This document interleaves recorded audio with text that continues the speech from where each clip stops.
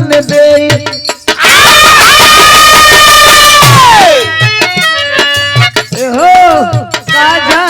दे का जान दे शहर वाली का जान दे शहर वाली का जान दे।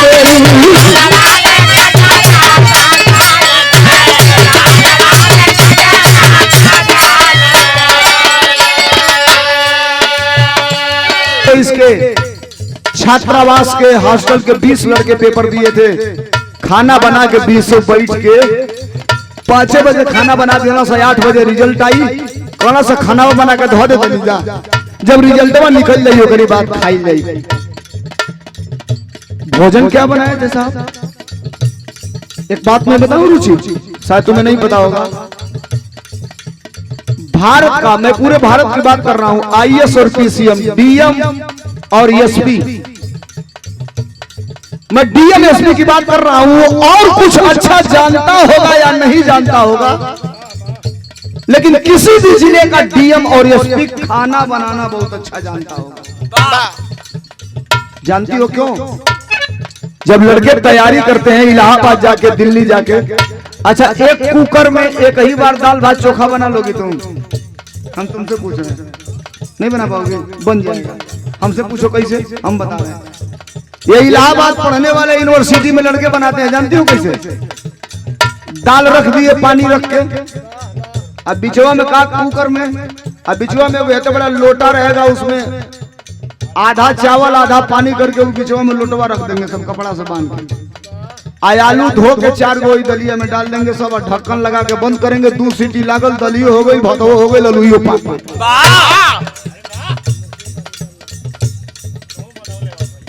ढक्कन खोल के बस आलू छील के में नोट मरचा डाल के बस चोखा बन गया, दाल भात चोखा खा के लेकर स्कूल में पढ़े। जो लड़का बाहर पढ़ता है इलाहाबाद में साहब, बाप धान बेच के गेहूं बेच के पैसा भेजता है तो 1-1 रुपए की कीमत समझता है।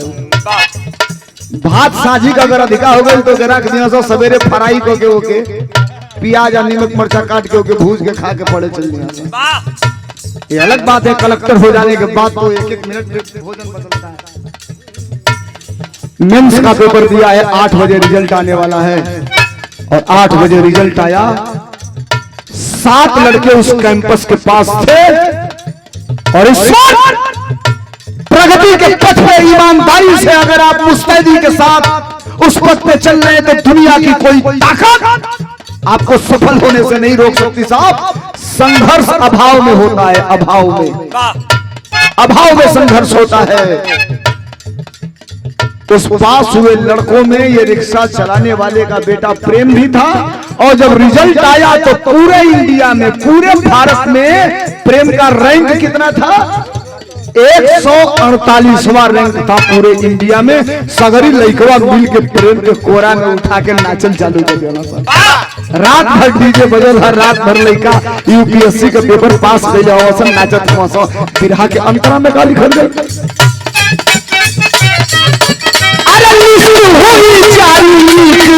जाम रहल चिलिया,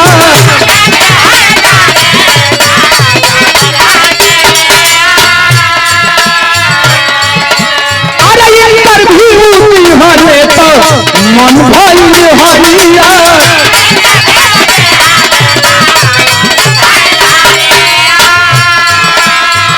बन कहिले ना हो बेटा, भन कहिले ना हो बेटा, भन कहिले ना, बन कहिले बेटा अभी करिया न हो, तेरी पास कहिले ना है, बन कहिले बेटा अभी करिया न हो, तेरी पास कहिले ना हो।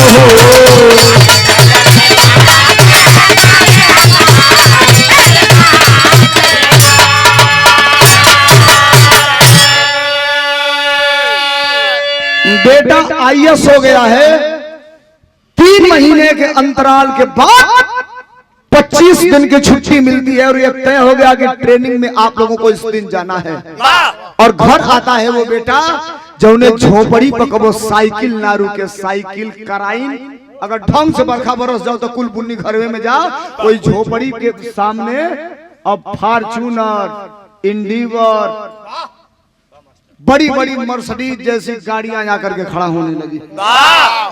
ये प्रेम अपने घर आया, माई के लगे 2-4 दिन रहल, और रहले के बाद माई से कहला से माई हमारे संगवा 7 लोग और पास भइल बा, ओ लोग के घर में 2-2 दिन जाई।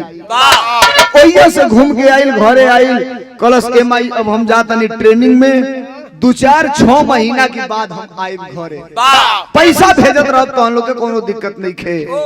माई कहला से बेटा तू 6 महीना ना, तू 2 साल के बाद अइह, जौले नौकरिया पक्का ना हो जाई बेटा तौले अइहे मत। गौवा में कई गो तो गलवा नौकरिया काटहू वाला बाना सा। उ गवार माई का जानती है कि अभी नौकरी टांगा कटले से ना कटी। लइका डीएम हो गइल बा, कलेक्टर हो गइल बा, बेटा चला गया। अब हर महीने ट्रेनिंग में भी आईएएस पीसीएस या कोई भी आदमी पुलिस वाला ये ट्रेनिंग में भी रहता है, तो ट्रेनिंग में भी कुछ तनख्वाह स्वरूप उसे मिलता है पैसा। अब बाबूजी रिक्शा चलावल बंद कर दिया। ये जब लड़का डीएम हो गए तब रिक्शा चले, एको कट्ठा खेत का बाना। अब प्रेम हर महीना 4,000, 5,000, 10,000 रुपया मनी ऑर्डर भेजे, चाहे केहू के मोबाइल में भेज दे, वो निकाल के बाबूजी के दे दो। अब वही से बुढ़िया का दवाई करावा, अपन राशन पताई खरीद के भोजन का काम चले। दुआरी पर 10 गो बढ़िया लोग आवे लागल। ट्रेनिंग खत्म हुई, हरियाणा में विधानसभा का चुनाव हुआ और हरियाणा में नई सरकार बनी और भारत में स्टेट स्तरीय आईएएस अधिकारियों का तबादला हुआ। तो बिहार से 4 आईएएस अधिकारी हरियाणा भेजे गए। उसी में प्रेम को हरियाणा प्रदेश के जिंद जिले का आईएएस अधिकारी बना करके भेज दिया गया। सर्च करिए, हरियाणा में एक जिला है जिसका नाम है जिंद, उसी जिंद जिले का कलेक्टर बना करके प्रेम को भेज दिया गया। अब सुनो, प्रेम के 1 महीना, 2 महीना, 4 महीना नौकरी करत बीतल बा, तब तक प्रेम के पास एक लड़की पहुंच गई जिसका नाम था प्रीति। ये प्रीति कौन है?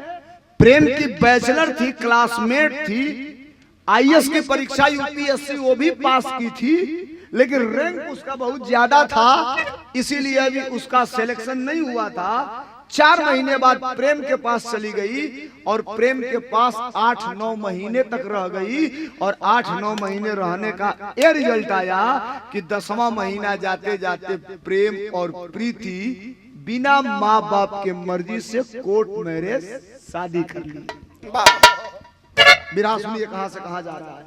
शादी कर लेना कोनो बात ना, न माई के पता न बाबू के पता, लेकिन धीरे धीरे धीरे धीरे 1 महीना बीतल, 2 महीना बीतल, 4 महीना बीतल, 6 महीना बीतल, तो प्रेम का जो भाव था वो चेंज होना चालू हो गया। विरह का तरज लग गई। कौन तरज हो?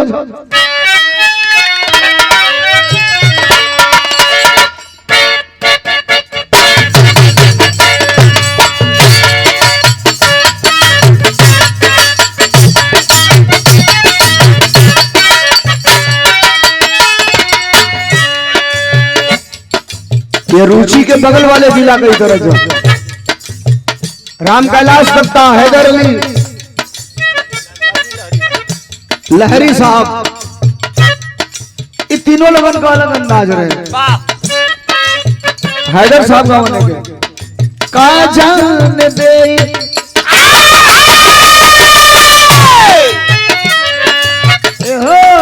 का जान दे, का जान दे, शहर वाली का जरा, का जान दे, शहर वाली का जरा, का जान दे।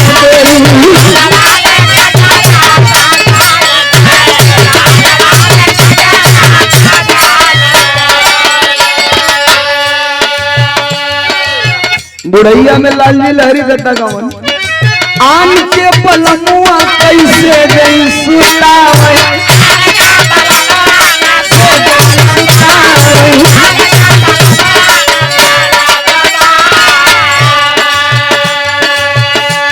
अरे आम के पलमुआ कैसे गई सुतावे, अपना पलम के बिछाई गली गोनर, अपना पलम के बिछाई गली गोनर,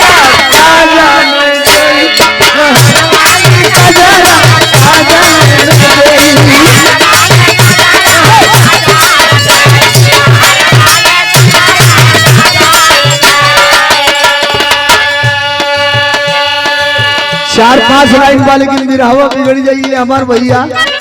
प्रेम आईएएस हो गया, प्रीति से शादी कर लिया और धीरे धीरे 6 महीना बीतल तो बिरहा में अंजाम का निकलल बाबू। अरे भूल गई ले बेटा, अरे भूल गई ले बेटा माई बाबू के दुखावा, भूल गई ले बेटा।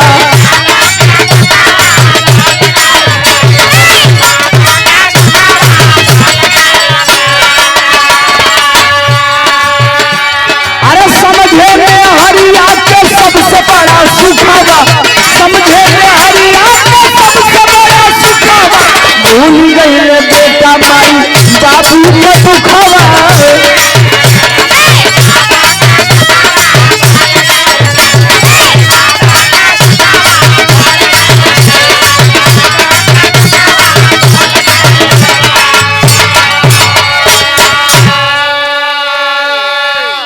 समझ लीजिए मेरे बात को, 6 महीना बीतते बीतते प्रेम जो हर महीने 8-10 हजार भेजता था अब 3 महीने पे भेजना चालू कर दिया। और 3 महीने के बाद धीरे धीरे धीरे जब समय बीता तो 6 महीने पर भेजना चालू कर दिया। और 1 साल बीता तो प्रेम बिल्कुल अपने माँ बाप के पास रुपया पैसा भेजना ही बंद कर दिया। अब पिछला रुपया जो बचल रहे वही से 2-4 महीना काम चल बाबूजी, वही से अपन दौर दवाई राशन पानी उधार किराना की दुकानी पर से लगा देना। मेरे मित्रों हाथ जोड़ रहा हूं आपसे, अब तक जितना बिरहा सुने हैं 80% बिरहा खत्म हो गया है, 20% है और बिरहा की मेन हीर बची हुई है, जरा सुनना आप। और इसलिए सुना रहा हूं कि यहां से अगर जाएंगे तो जब जब याद पड़ेगा कि कन्हैया भाई का वहां बिरहा हुआ तब तक ये दिमाग में टक टक टक टक बिरहा करेगा, इसलिए मैं गा रहा हूं, सुनिएगा। 1 रुपया घर में है नहीं, लाजन के उसे कहते नहीं खेलो कि हमारा लड़का हमको पैसा नहीं देला। बिरहा में जब यहां तक बात आ गई तो बिरहा का इकलौता कवि, जब मैं और मेरे कवि बैठ करके बिरहा लिखवाते हैं तो हम दोनों में झगड़ा हो जाता है बातों को लेकर के। लिखना क्या है, कैसे लिखना है, डिस्कस करते हैं तो लिखा जाता है कलम तोड़ दिया गया कवि ने लिखने के बाद, और बिरहा में टेरी लिखा। क्या मास्टर?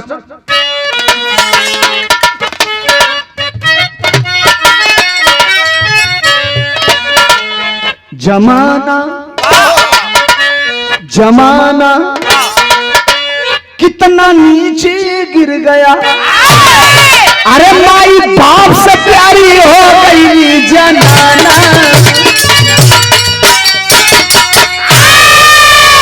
माई बाप से प्यारी हो गई जनाना, जमाना कितना नीचे गिर गया।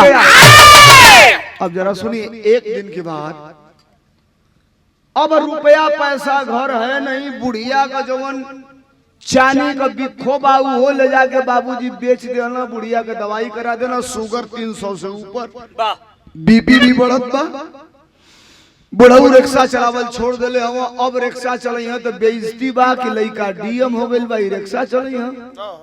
एक दिन के बाद रात का 8:30 बजे इतना तेज बुखार है, जलन है उस माँ को, और शुगर भी बढ़ गया। बुढ़ऊ कान्हे पर लदला और लेके चले चले हॉस्पिटल में। डॉक्टर देखा, अरे ये तो कलेक्टर जो डीएम है हमारे बगल के गांव का, प्रेम उसके पिताजी हैं, अपने पत्नी को लेकर, अरे साहब चाचा, पकड़ के डॉक्टर एडमिट किया, रात भर एडमिट किया, दूसरे दिन एडमिट किया और तीसरे दिन कहा अब आप लेके जा सकते हैं। वही जनलस की आईएएस अधिकारी का बाप हम, इनकी यहाँ से पैसा कहाँ जाई या इनके लगे रहबे ना कैले को रुपया दे देबो ना कैले, और लेकर के अपने पत्नी को चले आए घर।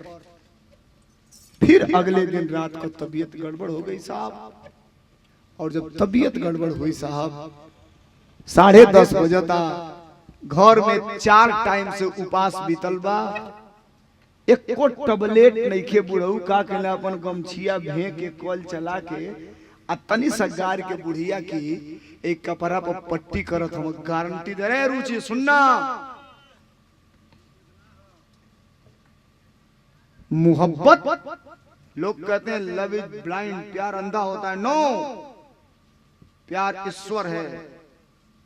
जवानी में शादी के 10 दिन बाद जितनी मोहब्बत पति और पत्नी में रहती है उससे 1000 गुना ज्यादा मोहब्बत 90 वर्ष के पति और पत्नी के बीच में रहती है। 90 वर्ष के केवल वासना ही मोहब्बत नहीं होती है, शरीर का भोग ही केवल मोहब्बत नहीं है। अगर 90 वर्ष की बुढ़िया है और 85 वर्ष का उसका पति उसके पास है, अगर उसके दुख में उसके सर पे हाथ रख दिया तो समझो दुनिया की सबसे बड़ी मोहब्बत है। और ये मोहब्बत बता लिया तो होनी चाहिए इस बात पर।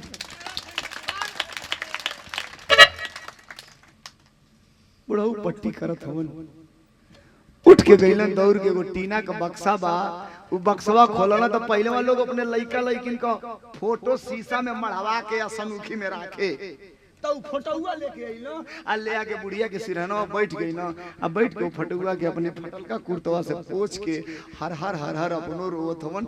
बुढ़िया देखती या बुखार से बूत काहे रोवत हवा, कलई परिमवा के देख के रोवत है। बिरहा का अंतिम तरज कैसे रोवत हवा मास्टर?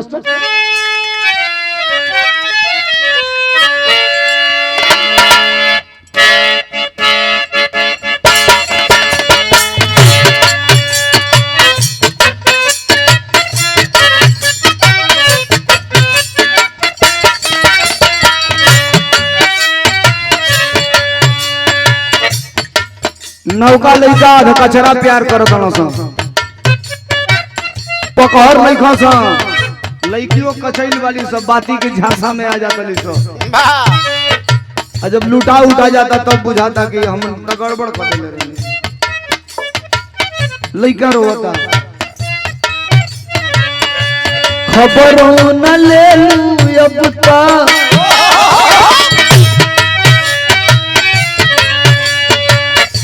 खबरों न ले लूं अब तक, नंबरों न दे लूं हो।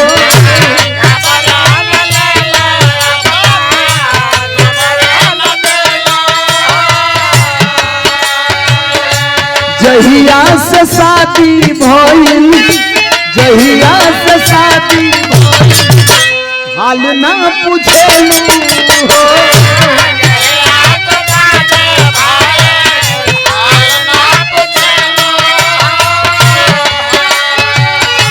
खबरों न ले लूं अब तक, नंबरों न दे लूं हो। जहिया से शादी भइल, हाल न पूछेलू हो। कपले सतैलू काहे कपले सतैलू काहे जान जान कहत रहलू, सच ही में जान भइलू, मोला पलू काहे जान जान हो, मोला पलू काहे जान जान हो।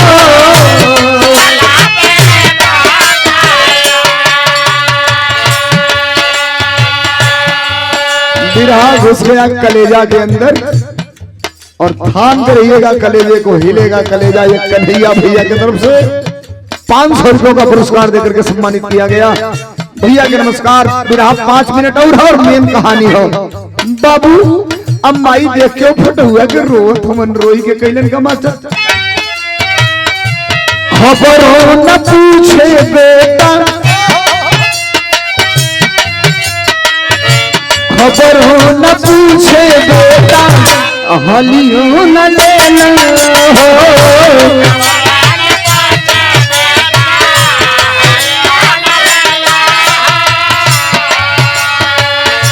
बीतल 6 महीना तोता वही न भेजेला हो।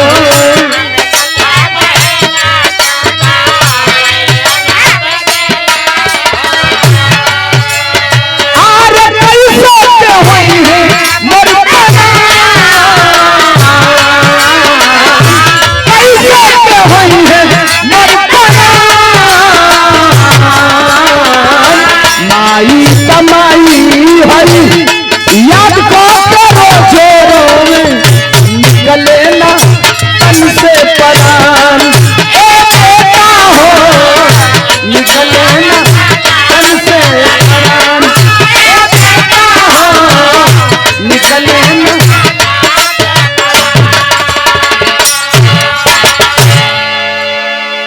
विराट साउंड महाराजपुर की धरती से कई हजार रुपयों का पुरस्कार ईश्वर इस साउंड की तासीर बनाए रखें। और हम तो इतना ही कह सकते हैं कि अजय रहें, आप जहां जाएं सफल कार्यक्रम हो।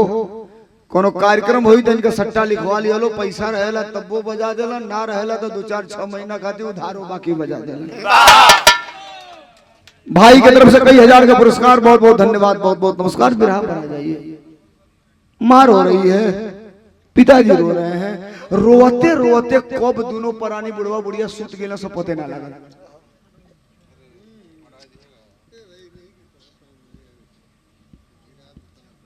सवेर भाई रहा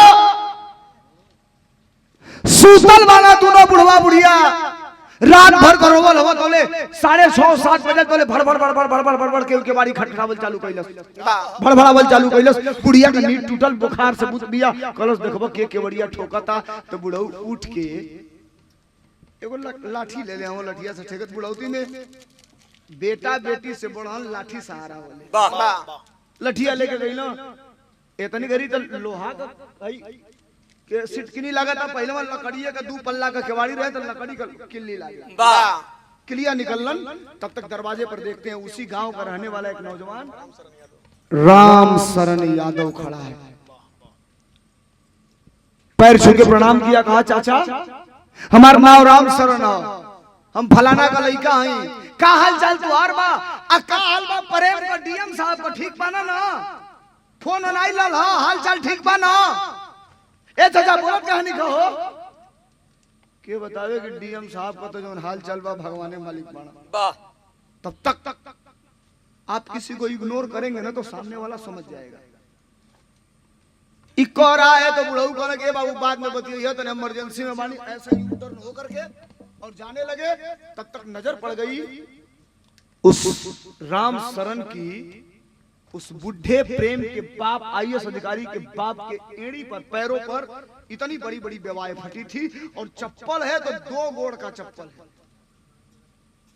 धोती मैली कुचैली ऐसे चल रहे हैं तो धोतिया फाटल बा, ओमे चकती साटल बा। चकती बुझे तो लोग पेवन हम तू जाना तो नहीं जान। नया जनरेशन हमरे लइकन से आ नातिन से पूछल ले कि पेवन के कहल जाला तो ना बुझ पाई, अब ना बुझ पाई।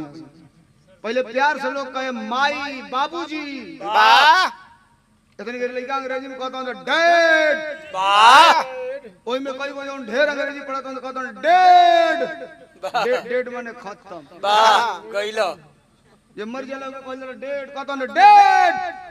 बाप कहता देख रहे हो कितना टप्पा अंग्रेजी बोल रहा है मेरा बेटा, वाह इंग्लिश मीडियम में पढ़ता रे कौन जो ऐसा अंग्रेजी बोल रहा है जे पढ़ेला वो दिन भर में 5 बार मुआवा था, वाह इन 9,000 तनख्वाह हवा 9,000 फीस वाला लड़का।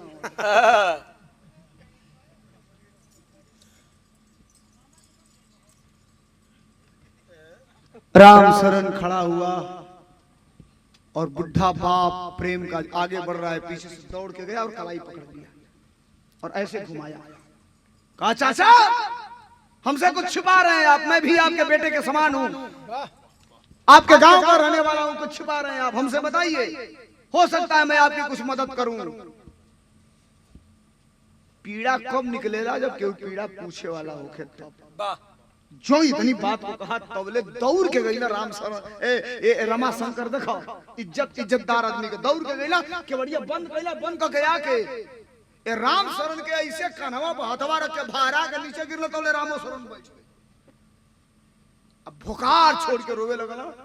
15 मिनट जब रो लिया आंस गिर गई, राम शरण चुप करावा था, चुप भइला तो कुल कहानी बता देना कि कौने का रिक्शा चला चला प्रेम के पढ़ौली लइका डीएम हो गई, 1 साल हो गई आज ले 1 रुपया भेजलस ना। अब जब इतनी बात को राम शरण सुना तो कहा चाचा जरा 10 मिनट मुझे टाइम दीजिए, दरवाजा खोल दीजिएगा। बाहर गया, खाने पीने की कुछ चीज लाया, बैठ के खिलाया पिलाया और कहा चाचा हमार अइले के एगो मकसद रहला तो दूसर मकसद हो गई। परसों हमारा एक टिकट है हरियाणा का, मैं वही काम करता हूं और मैं चाहता हूं कि मेरे साथ आप और आपकी पत्नी दोनों लोग हरियाणा चलें। तो बुढ़ऊ बोला हम काहे खातिर हरियाणा चलो, हमारी पत्नी कहाँ जाई? तो कहे साहब आप नहीं जानते हैं, आपका बेटा, मत बोलिए, आपका बेटा जहां कलेक्टर है, डीएम है, तो तारे लइकवा का जो ऑफिस बाय ऑफिस कलेक्टर साहब का, डीएम साहब का, वो ऑफिसवा से जब निकले ना तो सामने गोल चक्कर पड़ेला, बाहर जाके गोल चक्कर से दाहिने जो होला तो वही सड़किया की बाएं ओरिया किनारवा हम सड़क के पटरी पर, भैया भैया भैया भैया भैया सर, सड़क के पटरी पर रेड़ी पर भाजी बेचिला। रेड़ी माने समझ रहे हैं आप? जेके अपने के यहाँ ठेला बोले जाला, बंबई में दिल्ली में उनके रेड़ी बोले जाला, कहे कोई रेड़िया पर हम भाजी बेचिला। भाजी माने सब्जी। आ कभी कभी जब निकलते हैं जाते हैं तो उनकी नजर जब हमारे तरफ पड़ती है ठेले पर, 8 ठेले तो हमने के संग में पढ़ नहीं जाना। अरे अब न 2 साल से डीएम हो गई, मान जाना है भैया, रुक जा, छोड़ दो, मान जा, रुक जा, बस छुपा जा 2 मिनट और। 8 ठेले संग में पढ़ला ना, नजर जब हमारे और पड़ेला तो हम तनी सा हंस देला, वो हंस देना, हम उनके सम्मान में इसे सल्यूट कर देला। लेकिन आज तक कभी वो गाड़ी रुकी नहीं है और मैं आज तक कभी बात नहीं किया हूँ। मैं जानता हूँ कहाँ रहता है आपका बेटा, मैं लेके चलूंगा आपको और आपको और खड़ा करके कहूंगा उसके सामने कि ये प्रेम जिस बाप ने रिक्शा चलाकर तुझे डीएम बनाया, कलेक्टर बनाया, उस बाप को क्यों तुमने छोड़ दिया? डूबते को तिनके का सहारा। रेलवे स्टेशन गया, 2 वेटिंग टिकट लिया। वेटिंग टिकट काउंटर से इसलिए लिया, आप दुकान से वेटिंग टिकट लेंगे, अगर क्लियर नहीं होगा तो खराब हो जाएगा, और काउंटर का रहेगा तो अगर नहीं क्लियर होगा तो भी आप ट्रेन में बैठ के जा सकते हैं। अपने सीटे पर वो दोनों के बैठौलस, माई प्रेम के माई के, प्रेम के बाप के, अब बैठा करके लेकर के चल हरियाणा। सुबह 12 बजे गाड़ी पहुंचाई, अपने कमरे पर ले गया, भोजन वोजन कराया, रात भर सुलाया और सवेरे भोजन करा के एगो ओला कैलस। ओला समझ रहे हैं आप लोग ना? ओला बुक किया और बैठा करके ले आया जहां प्रेम का ऑफिस था। लाया तो गेट पे खड़ा है, हर डीएम के गेट पे संतरी खड़ा रहता है, देखते हैं बंदूक में चाकू लगा करके खड़ा रहता है। खड़ा है, कभी इधर जा रहे हैं कभी उधर जा रहे हैं, 3 लोग है, संतरी बुलाए, इधर आओ, कहां लेफ्ट राइट कर रहे हो? तो ये राम शरण का साहब से इन दोनों लोगों को मिलवाना है। अब संतरी घड़ी देखा, कहा देखो 11 बजे तक साहब मिलते हैं, 12:30 हो गया, अभी नहीं मिलेंगे, 3 बजे के बाद आना, तो 3 बजे के बाद मैं मिलवा दूंगा। ये दोनों बुढ़वा बुढ़िया तनी दूर हो गई ना। राम शरण कलश के साहब बड़ा इमरजेंसी बा, तनी अगर आप 2 मिनट खाली मिलवा देती तो बड़ा कृपा हो जाएगी। संतरी कहा मैं एक बार तुमसे कह दिया कि अब 3 बजे मिलेंगे, तो कैसे जबरदस्ती कर रहे हो? जाओ यहां से, भागो, दिमाग खराब है तुम्हारा, सड़क पर खड़ा होकर डिस्कस कर रहे हो उनसे। वो बुढ़वा सुन गई कि कुछ झगड़ा टाइप का होता। देहात का बूढ़ धोती पहिरल है, जाले चढ़ल है धोतिया, देख ले बुढ़वन के हेजा ले ठेमुनवा की लगवा ले रहला हंगा, पहिरे पुष्टा बांध ले हैगा, हेजा ले चढ़ल है, अब धोती हंगा फुटियोले हैगा। पहले कहना का भइल हो? तो राम शरण कहे कि हुआ क्या, अभी मिल कह रहे हैं कि 3 बजे मुलाकात होगी। तो बुढ़वा कहला से, ए बाबू तनी मिलवा दो। कहला बुड्ढे है, दिमाग खराब है, चपरासी से मिलने आए हो, डीएम से मिलने आए हो, जाओ हटो यहां से, 3 बजे मुलाकात होगी। दांत पिछला बुढ़ावा, धोती खुटिया गलत तारी पहन के संतरी की ऐसन की तैसाल। अरे जाके कोई दिन प्रेमवा से कि तोर बाप तो से मिले आइल बा, जाके बोल जाके। ओ संतरिया ओदरे सारे ई पागल कहां से आ गए ना सही 3 कोई वो का जानता। अब ये राम शरण है, मेंटेन कर रहा है, कहा है साहब सुनिए सुनिए सुनिए सुनिए सुनिए, आप बुरा मत मानिए, असल में आपके साहब के यही पिताजी हैं और ये उनकी माँ है। संतरिया कलश ई दूगो तो पागल रहना से तेऊ सारे स्क्रू ढीला आ गए। अगर ये हमारे साहब का माई बाबूजी हलो तो हमारे लगवा का करे आगे ला लिया के फोन कर डायरेक्ट बतिया लो, वे बोला लिया। राम शरण का नहीं साहब बात कुछ ऐसी है कि वो बुला नहीं सकते, बिना मिले बिगड़ जाएगी बात। संत ने कहा देखो भाई हम एक मदद कर सकते हैं, हम बुलाएंगे नहीं, हम मिलवाएंगे नहीं, कागज के नाम लिख के लेके जा रहे हैं,